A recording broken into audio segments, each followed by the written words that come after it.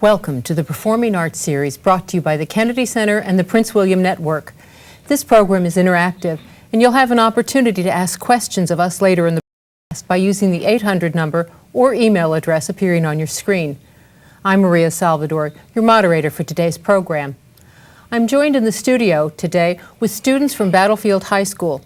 With us is award-winning author Nikki Grimes, writer of novels, poetry, and much more. Her books have been given the prestigious Coretta Scott King Award, named Best Books for Young Adults by the American Library Association, and recently, Ms. Grimes has received the 2006 Council of Teachers of English Excellence in Poetry for Literary Excellence for her total body of work. Congratulations and welcome, Nikki Grimes. Thank you very much. You've discovered words and books early in your life. Tell us a little bit about what reading and perhaps what writing did for you as a child. Reading and writing were my survival tools. I really lived by the power of the word. Whenever I needed to escape from the world around me, I would dive into the pages of a book and disappear for hours. And if I was frustrated or there was something bothering me that I needed to get off my chest, then I would turn to the comfort of words and write poetry and stories, but primarily poetry. And it always made me feel better and helped me from exploding or imploding. And it was a lot safer to write an angry poem than to end up in the principal's office for punching somebody out. So saved my life, I think you could say. Well, so your early years, can you tell us a little bit more about your early years and what made you so angry that you would turn to this form? Well, I was your traditional child at risk. I was in and out of foster care, a system that separates you from your siblings, which is not great. And some of the homes I was in were really disastrous. And so I needed an escape. And so? And I found it in books. And the library became my safe place. Interesting. Mm-hmm. Did you consciously set out to write for young people when you how did you come to writing, I guess, is what I'm asking. Actually, no, my plan was to write the great American novel. That was my goal. And I was writing poetry for adults, and I was doing the college circuit with Nikki Giovanni and Quincy Troop and all of those people, and Sonia Sanchez, and doing cabaret poetry, and that was sort of the track I was on. But I did have an idea for a book for young people, so I thought, okay, well, I'll write a book or two. And I explored the world of children's literature and did reviews for a while for a few book review services just to get a feel for the industry and how things worked and who was published. And then I wrote my first manuscript and submitted it. And then I had an idea for a second book. And then I had an idea for a third book. And then I looked up and almost 30 years had passed, and son of a gun, I had a career in children's literature. It was not my plan, but God obviously had other ideas. Well, you're both a poet and a storyteller, but most people consider those forms very different. You combine them, though. How do you do that? I don't see them as different. I approach them in the same way in that I'm drawn to narrative poetry, first of all, and so for me it's all about story. And I'm concerned whether it's poetry or prose with the story I'm going to tell and the arc of the story and the journey that the character is going to go on through the course of the story, whether it's a short story or a long one. And so for me, it's all of a piece. Well, as a writer, and maybe even as a reader, do you approach prose and poetry differently? No, again, it comes back to story. And actually, even in determining which form the story is going to take, I pay attention to the characters and their voices, and if it's a story that's a slice of life, then it'll probably be a picture book. But if it is a longer, more complex story, and it will take more time to tell, well, then that's going to become a novel. And so it's a very organic kind of process, and I follow the idea to see where it goes, and I listen to the characters to hear what they tell me, because they have very particular ideas about what I can say about them and the stories they want me to tell them. Well, one of your characters in your Coretta Scott King Award-winning novel, Bronx Masquerade, is asked by his teacher to write an essay about the Harlem Renaissance. He says, "Makes sense to you? I mean, what's the point of studying poetry and then writing essays?" Wesley was starting something. Could you set up the premise of this novel for us? Well, Wesley was part of a class that was studying the Harlem Renaissance with an emphasis on the poets of the period. And so Wesley decided to write a poem of his own about Langston Hughes. He read the poem, and after he did, a second student raised his hand and said, "Mr. Ward," who was the teacher, "Mr. Ward, I have a poem I'd like to read. May I read mine?" And after he read his, a third person raised their hand, and then a fourth. And so the teacher was very wise and established a regular poetry reading in his classroom. Well, then word gets out around the school that this is going on, and students from other classes begin to get passes to come to his class so that they can participate in the readings. And before you know it, there's a full-blown poetry movement throughout the high school. And this all began with Wesley and his poem about Langston Hughes. Would you share that poem with us now? I'd be happy to.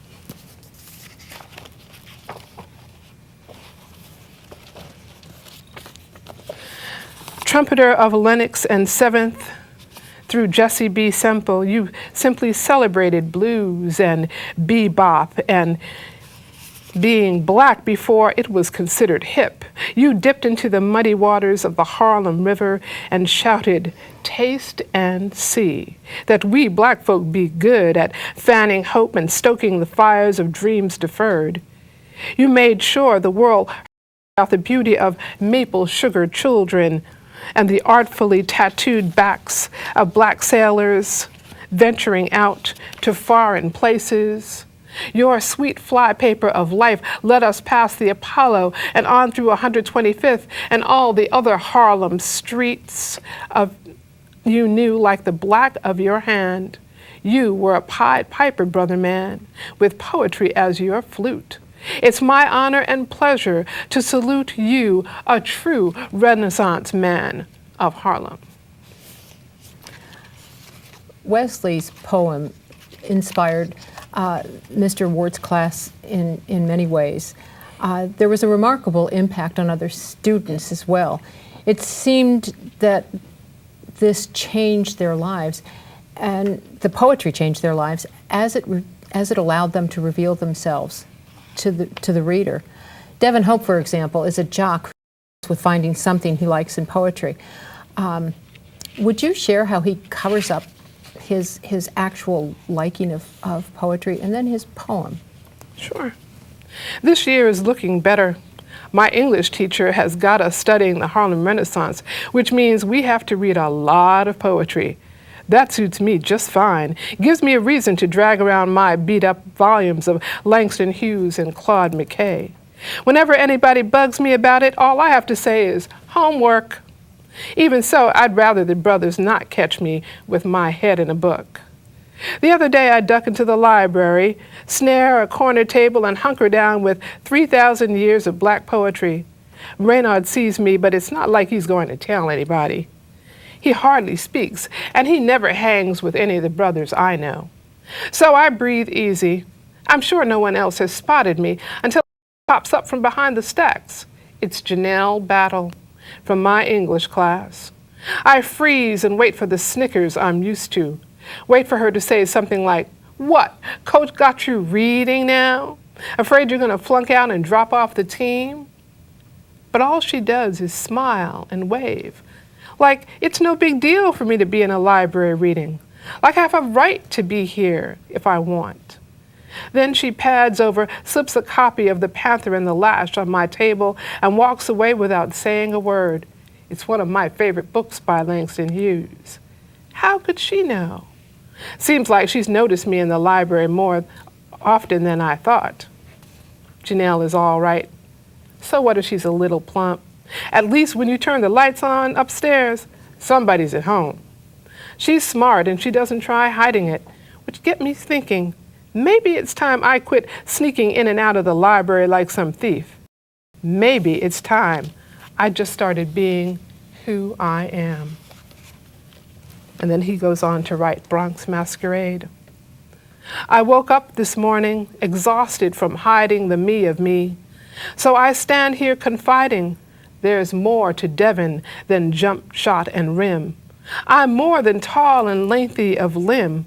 I dare you to peep behind these eyes, discover the poet in tough guy disguise. Don't call me jump shot. My name is Surprise. You combined poetry and prose in this book.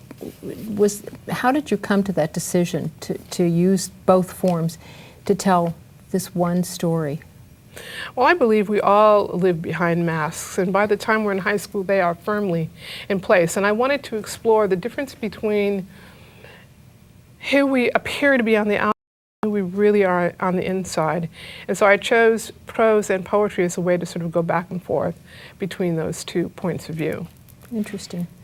These young people in Bronx Masquerade deal with a lot, but poetry provides them with a way to communicate with each other and with the adults in their lives. Would you share Tyrone's take on what open mics have done for him? Sure. Okay.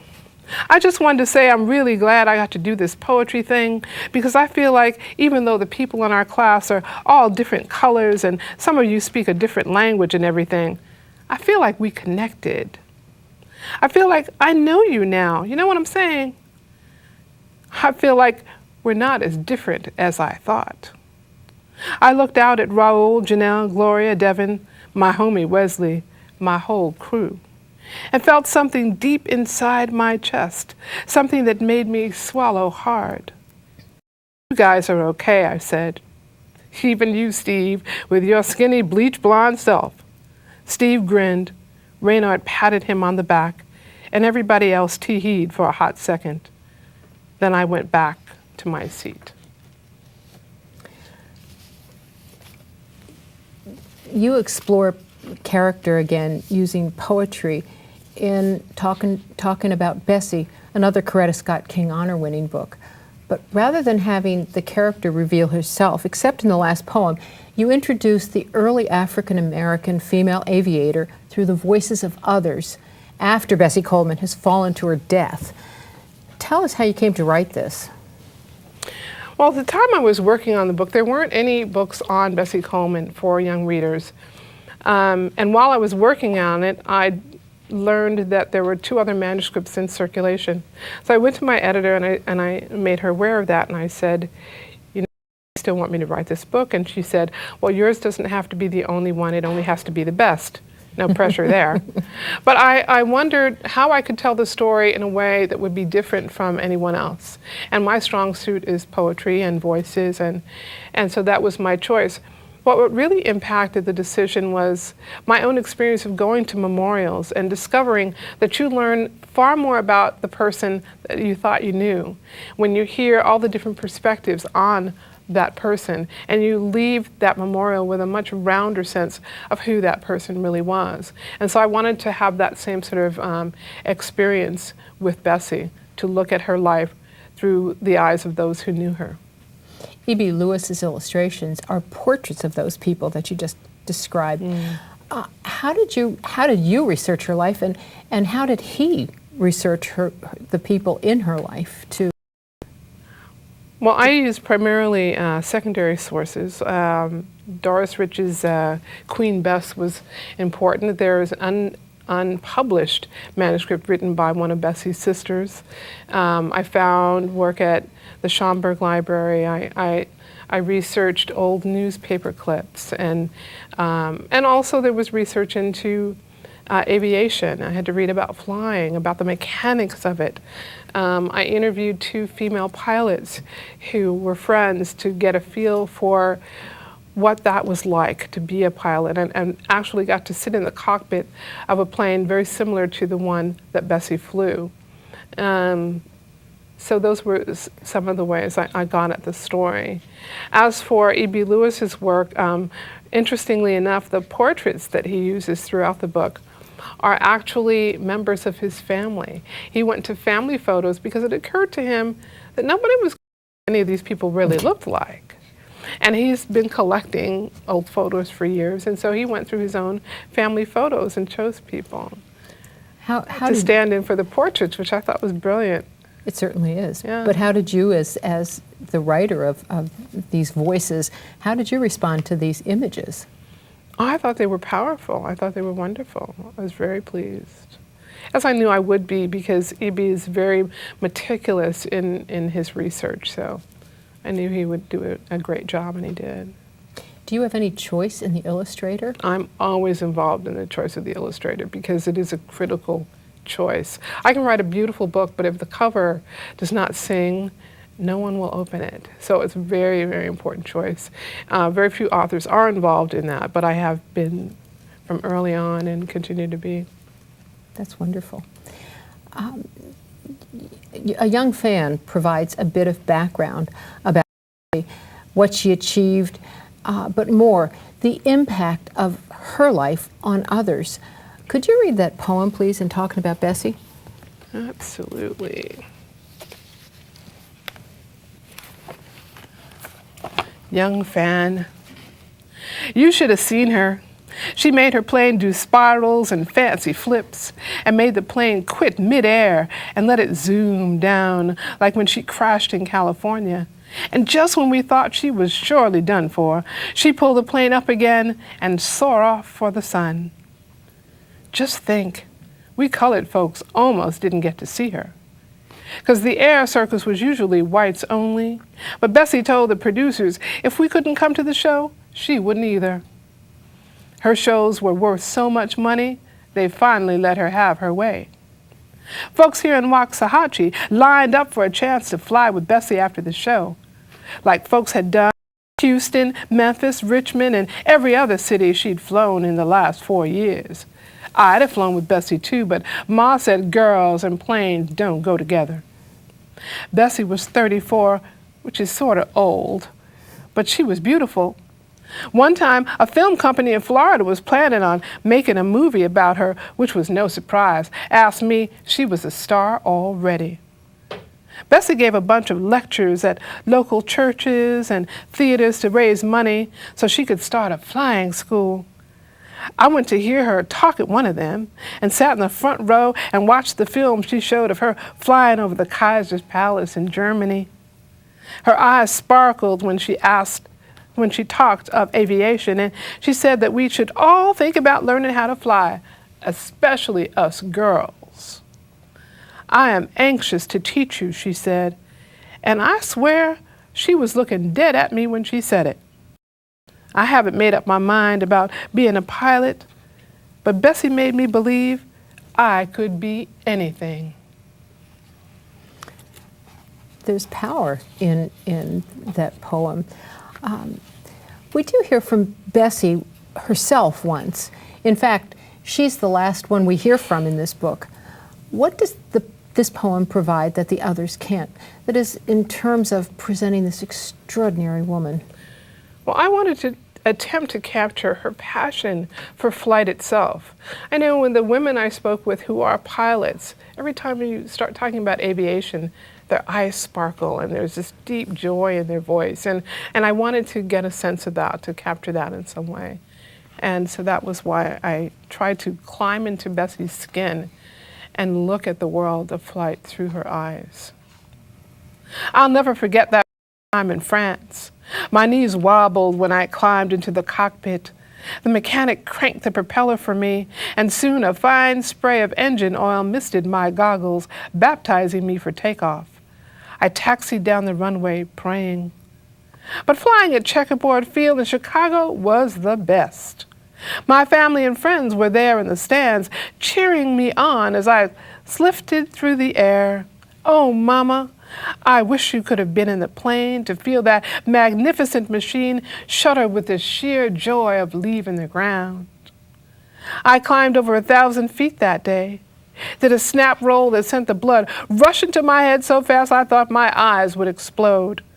My seatbelt felt like a magnet pulling on my spine. I can still feel my hand gripping the joystick, how my muscles ached from struggling to hold the plane's center. But I didn't mind. To rest even for a moment, weightless and silent on a cushion of cloud, near enough the sun to scoop up a handful of yellow, was a privilege more than worth the price of pain. In the end, I count myself twice blessed. First, to have experienced the joy of flight, and second, to have shared it with others of my race. I'll say this and no more. You have never lived until you have flown. It sounds like you did get into Bessie's skin when you wrote that poem, and certainly when you read it. Does it call, you write from multiple points of view. There are many points of view in that book. How do you do that? What demands are there on you as the writer? Well, I have all these strange people running around inside my head.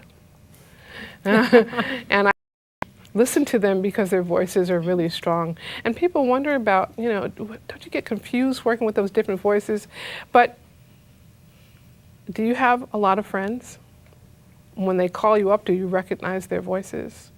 Because they're very distinct and you can tell them apart. And it's the same way with those characters. They are real to me. Their voices are powerful and distinctive, and so I can tell one from the other and I don't confuse them. That's interesting. You use two very distinct voices in to examine a brother and a sister's grief, and their different reactions to the death of their older brother in What Is Goodbye. Tell us how you came to write this book. Well, for a long time I'd wanted to write a book on grief for young readers because I wasn't finding anything on the market. There were books about losing my pet, on occasionally the loss of a grandparent, but nothing that spoke to losing a contemporary or possibly a sibling or loss of a parent, those really significant losses that young people have to wrestle with as much as adults do. And I wasn't finding anything on the market, and so I wanted to write something. And I also wanted to look a bit at the differences between the way males and females respond and act out grief, because it is different. And we channel it differently at different ages as well, and so I wanted to look at characters from different ages as well as different sexes, just to explore that whole, to explore grief from beginning to end, and that whole process, in hope of creating a tool that could be used by grieving young people themselves to navigate the rough shoals of grief, but also could be counselors, by teachers, by parents, as a touchstone, as a way to connect with young people in their life that they're interacting with, who are going through grief. I also think that this book allows young readers to respond emotionally, even if they haven't had experienced a loss. Because even though the loss is palpable, it ends hopefully, as the book ends, in a poem for two voices. Can I read this with you? Well, you could try. We'll see how it goes. Well, we did practice yesterday, so. Yes, we did. Okay. I'm Jessie. You're Jessie. And you're? I'm Geraldine. Okay, it's time. Time for a new photograph. Squeezing close. Say cheese. Don't laugh. Hold that pose. Wait till you see it. Mom and Dad. Jessie and me. A new kind of family. One piece. One piece. One piece missing, but we're whole again. Whole again. Whole again. Smile. Not bad. Obviously not bad. Thank you, thank you. Before we continue, I'd like to invite the viewing audience to begin sending in their questions to Ms. Grimes. Now, There are also two distinct voices in Dark Sons. Mm-hmm. In this novel, you juxtapose an historical figure with a contemporary one. Talk about this novel. Well, I've been a student of the Bible for 30 plus years, and whenever I come across the story of Ishmael, I've felt it was especially contemporary because it's dealing with abandonment issues, blended sibling rivalry. It's all there, and I look at Ishmael and I see every abandoned teen I've ever met on the streets of New York where I grew up. It's just very, very contemporary story. And so this gave me an opportunity to explore that, both from Ishmael's point of view and that of a contemporary teen, and to see the ways in which certain emotional realities just transcend time. And so even though their stories are thousands of years and thousands of miles apart, they do connect on many, many levels. But you chose free verse as opposed to prose to tell this story. Why?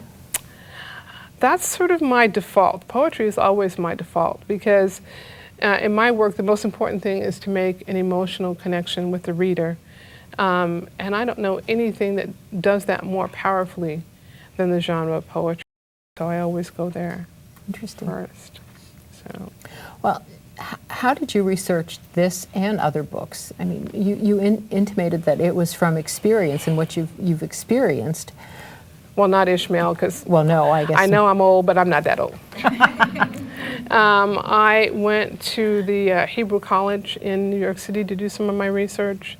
I used commentaries and Bible dictionaries and just a whole, I can't even remember all the books that I went to, atlases and old maps, and yeah, I looked at a lot of places to research that story and interviewed experts and professors who teach Genesis or focus on, that part of Scripture. It's fascinating. In your most recent book... I love research. Do you really? The problem with research is for every question you get an answer to, there are 3 more questions you get. And so you have to make yourself stop at some point because I get more and more interested in the history. And that's going on. Well, what about that? And I keep going and going. And at some point I have to say, okay, it's time to actually start writing now, put the research down. So it's a fascinating process. Do you ever have trouble stopping whatever else you're doing in life, whatever it is, and getting to the task of writing? No, because I'm really focused about it.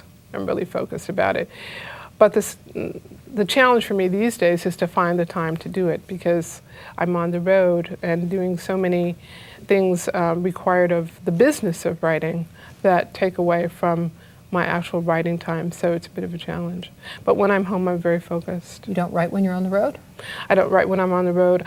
So much of my business is future tense. I'm booked for things a year, sometimes even more in advance, and I'm always planning for, the next book or marketing tour or whatever. Everything is future tense.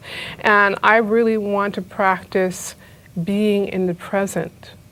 And so when I travel, I leave whatever is home at home. I don't take it with me so that I can be where I am when I'm there. That's an interesting way of looking at it. But in your most recent novel, which is in prose, by the way, I just thought I'd point that out to you. I did notice that, yes. Yeah, it's called A Road to Paris. It's about a girl and her brother who have lived in foster homes but are separated, and they're each sent to a different situation. To 11-year-old Paris, home is a person, not a place. Is that your story? That's very much my story because I was moved around so much as a child, in and out of foster homes, sometimes with different relatives, and so I didn't have a point of reference that was a house or an apartment or a street even. So my frame of reference were people, and that continues to be true. But isn't that in conflict with what you were saying earlier in terms of working in the future? When you write something like Road to Paris, you're very much in your past. Or does it help you understand your past?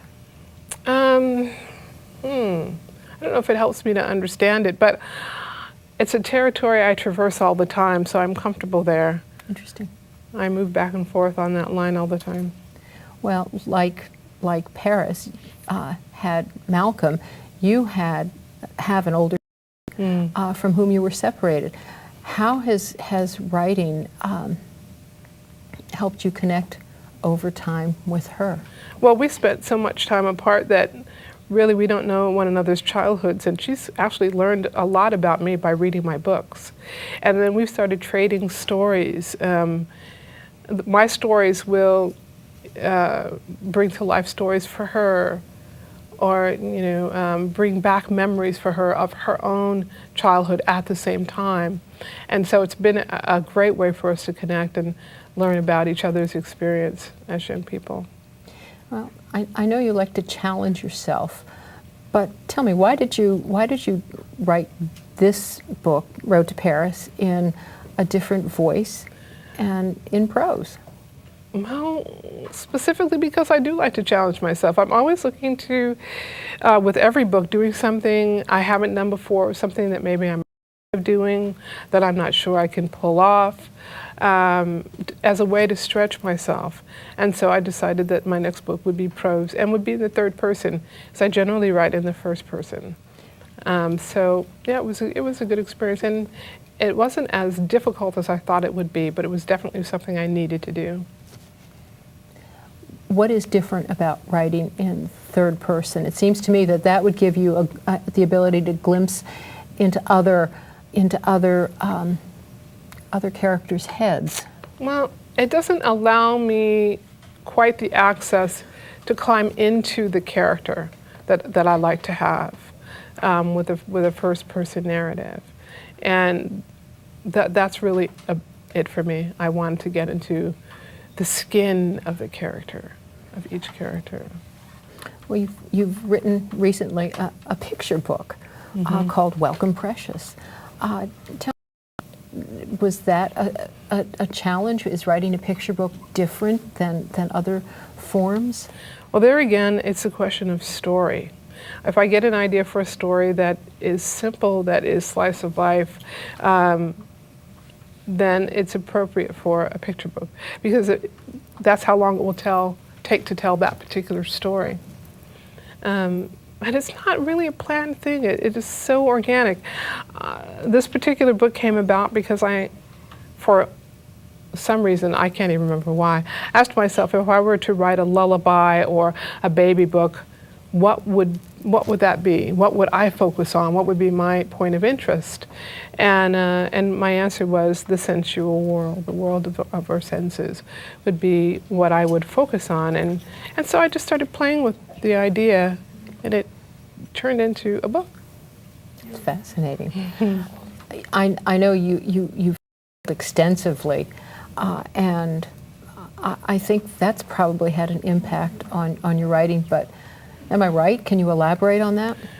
Well, I'm sure it has, sometimes very directly. I spent a year in Tanzania, and that led to Is It Far to Zanzibar. I have done a number of trips to Haiti and to Mexico and to China, short-term mission projects. The one in China was a performance group, and I originally was just working on scripts for whoever was going to go. I wasn't planning to go myself, but I was invited to audition for the team, and I thought it would be a lark to hang out with some friends of mine who really are performers. And I said, why don't you guys, come and audition for this team and out with you, and we'll just have a good time, and maybe one of you will make the team. I was the only one who made it. So I thought, well, I guess I'm going to China. That's wonderful. And that led to Tai Chi Morning Snapshots of China, illustrated by Ed Young. It's quite a coup. Yeah. I think we'd like to answer some of your questions now. Let's start with our studio audience. Yes. Yes, I have a question. Yes. You know, because you said you were separated from your sister or whatever. Yes. And, like, you wrote the Bronx Masquerade, and I was wondering, like, you been separated from your sister, like, did that help you? And, like, the way your life was progressing, you know, did that help you write this book in a dialect or whatever that you wrote it in? Well, I don't think that particular experience found its way into Bronx Masquerade, but then in a general sense, all of our experiences lead, you know, or find their way into everything that we write and impact, you know, who we are and how we see the world. And so I'm sure in some sense, indirectly, it found its way into the book because it's part of who I am. And so it's part of everything that I write. Some of your characters speak in dialect, as was alluded to, but others don't. How do you write so easily in both dialect and? Well, you know, I have to school you, Maria. Black folk have many different languages. Okay. We have the English that we speak in the classroom and the one we speak on the street. Okay. So we're all bilingual without ever studying a foreign language. Okay. All right. So that's something you just grow up with in a black neighborhood. You hear different dialects, and you know different dialects. It's just part of your reality. So. Okay. We have an email question. Are there writers and poets who have inspired you? Oddly enough, the most important author to influence me was not a poet, although I think his work is very poetic, and that's James Baldwin, who was my first mentor and the person I was most excited about his writing. As for poetry, Khalil Gibran, I loved his poetry, and that had an influence on me early on. So, yeah. Okay, we have a caller from Virginia. His name is Alan. Alan, go ahead. Mrs. Grimes, what is your favorite poem that you have written concerning love? Oh my goodness.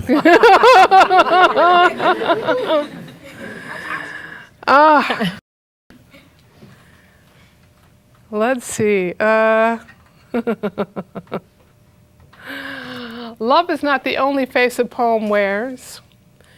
A poem can be, I thought I was going to be able to do this. But I have a poem called Definition, which is about love. And essentially the focus of it is that love is an action and not a feeling. It's what you do. So that would be, that is my favorite poem on the subject. I'm afraid I can no longer do it from memory, though. Sorry. Well, that was an interesting question, an interesting concept. We have another question from our studio audience. Yeah. One of my greatest fears when writing poetry is having every single one of my poems sound the same. How do you overcome that and make every poem address the same issue in a different light? Like, I saw that a lot in Bronx Masquerade when I read it.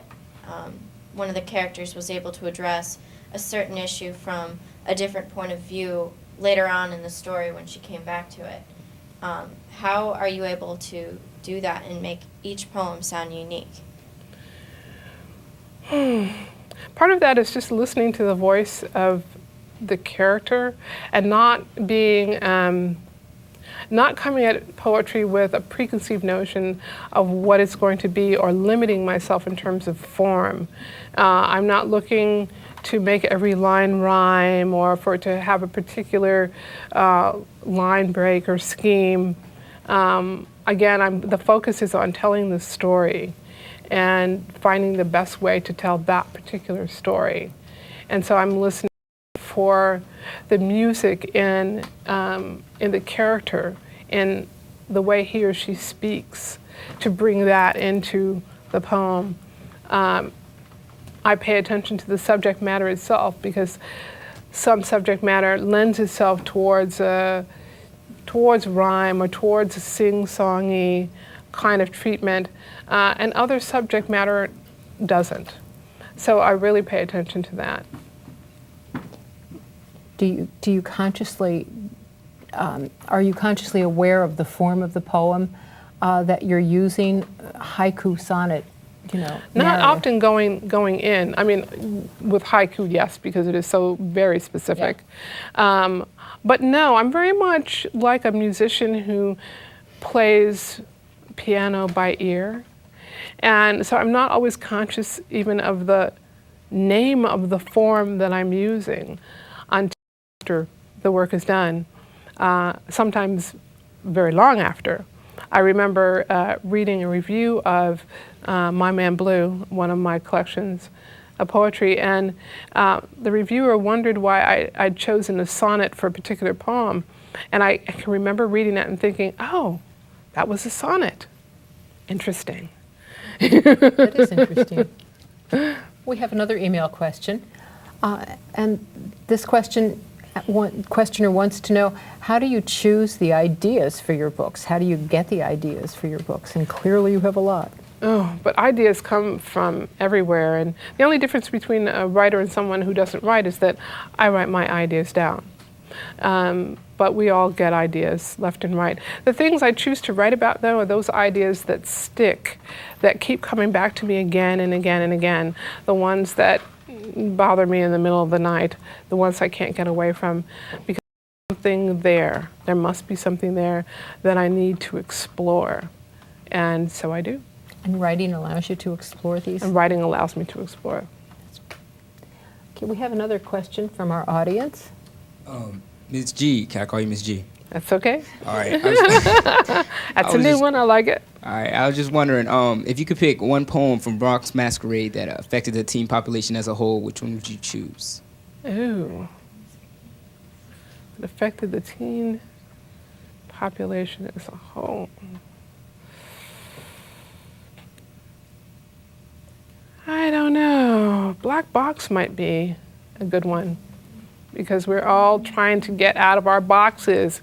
People are always putting us in boxes, so that would be the one. Black Box. Yeah. Why don't we take another question? It looks like you're ready to go. Okay.